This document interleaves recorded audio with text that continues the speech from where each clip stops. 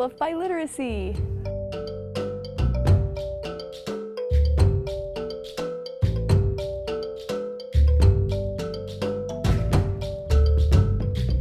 The Seal of Biliteracy is a way for us to identify students that are proficient in English and another language or more, and then award them that recognition on their transcript and at graduation.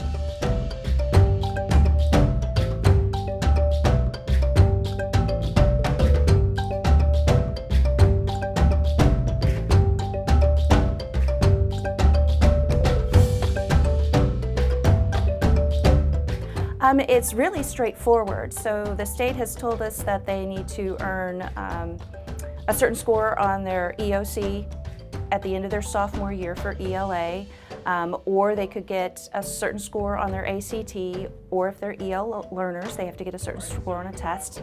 We can't change that, so that's done for us. For the language proficiency, it's a test that they can take. And then what's up to districts is their sociocultural competence project and how they want to design that. And so the world languages teachers, the ELA teachers can all come together and decide what that looks like. And it came together very quickly for our district, and we're implementing it pretty much with ease. There's always bumps the first year, but we're very pleased with what we've designed and how we're moving forward.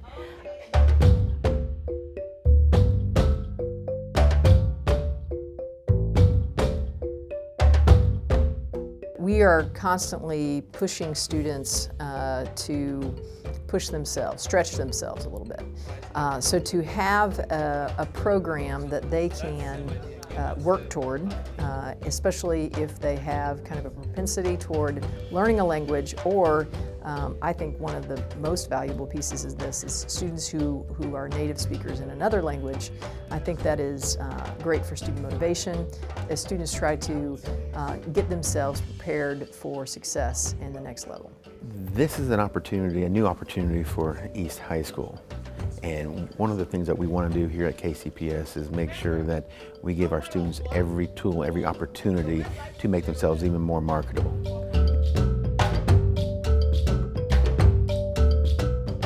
They're automatically more marketable right away. I think probably Midwesterners have our own assumptions about, well, how many are we going to have as far as languages.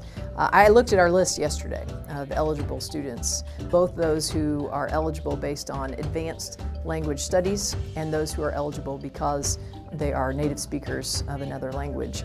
And the diversity is impressive, and it should speak to us about the need for multilingual people in our society as we continue to just have a real richness of diversity in our state and in our world.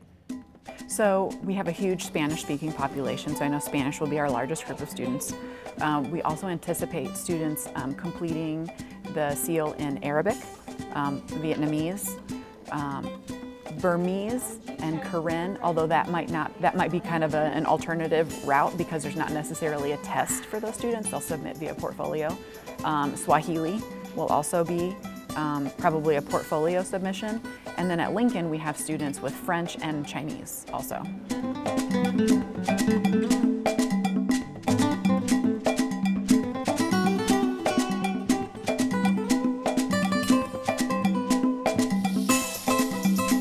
I think it's important because when you live in America, it's important to speak English. And it's good you know your language, but if you don't know to speak English, how can you survive?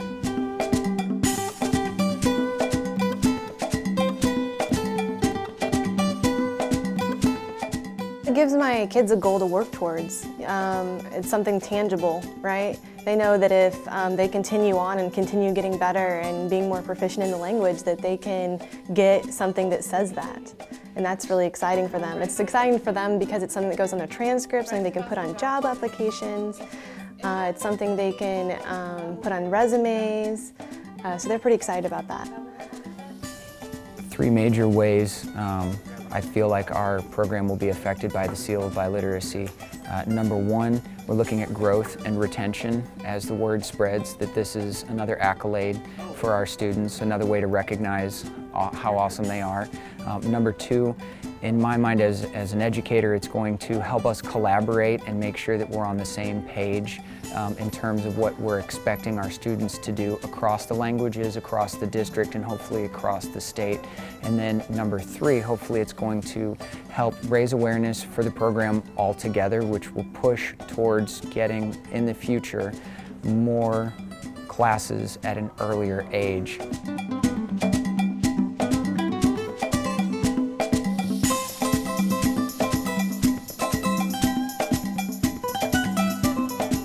We should even be going as low as the elementary levels and giving them an opportunity to not lose their home language.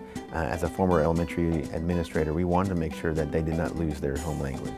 And so keeping a bilingual focus at the elementary world and in the middle school world, when they become a high school student and they've heard the seal by literacy multiple times, this gives them a focus, a goal to shoot for.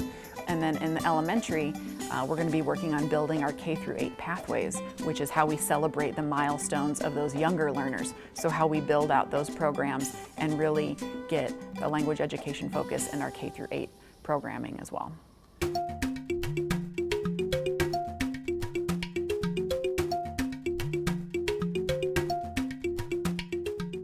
When you go there and knowing that they have different views of the world than I do, it can help me understand okay, they might be more religious than I am, or they might have different foods and all kinds of different things that I'll be exposed to in this class, or any class that teaches about culture, instead of going in there with no knowledge of any of their culture and being surprised and shocked.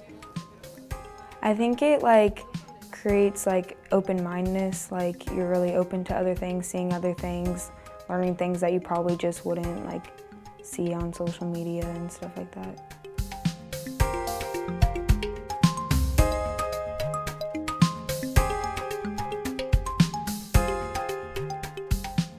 I plan on going to college, and I want to be some sort of engineer.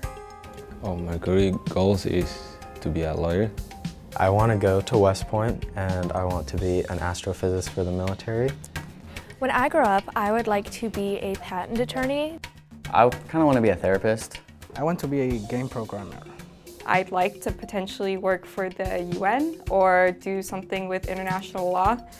In college, I want to major in astrophysics and minor in international business. I would like to be an epidemiologist or immunologist. And it's my dream to become a cardiologist. Well, I plan currently on becoming a civil engineer. I have plans to go to Missouri S&T down in Rolla, Missouri. I plan on being an elementary teacher, and I plan on going to Missouri State University. Whenever I put on my resume that I can speak Spanish, it's really kind of just the people reading the resume, they have to take my word for it. And I really I've been thinking of a program like this and hoping that someone would implement a program like this so that it can certify that I can really speak another language. To me, one of the biggest benefits, while students may not recognize this as a benefit explicitly, but it is telling students, we value your home culture, we value the language skills that you're bringing to school, and here's a way that we can celebrate that, we can physically, publicly celebrate that. It really creates a welcoming environment that recognizes students and all the skills they bring in all different ways.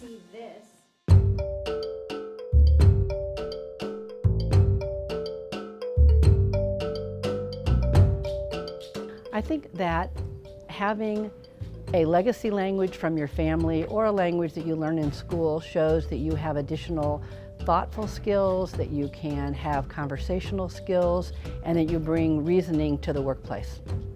Many of our employers have opportunities that relate to international languages. For example, we have many more opportunities for German speakers. In the supply chain field, many companies are dealing with China, and the ability to speak Chinese would be an advantage. The language of Spanish is growing rapidly around the country.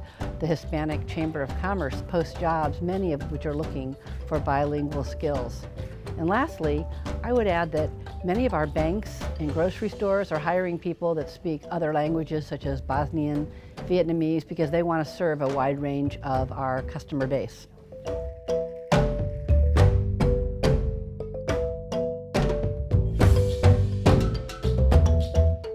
I would say find a way to make it happen, and I do understand that there are limitations for districts.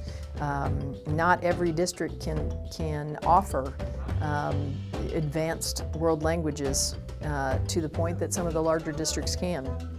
But we can make an effort. There are ways. There are online courses, there are distance learning courses, there are dual credit opportunities, all kinds of different ways to think about providing those opportunities for our students to follow a passion, and really the financial advantage in the college and being more marketable in the workplace. Those two things are really important to our students as they move forward. If they're worried about there's an overwhelming process and one more thing to do, it's not, it's easy. I'd give it a try. I think this is something that if we don't offer this for our students, we're doing them a disservice.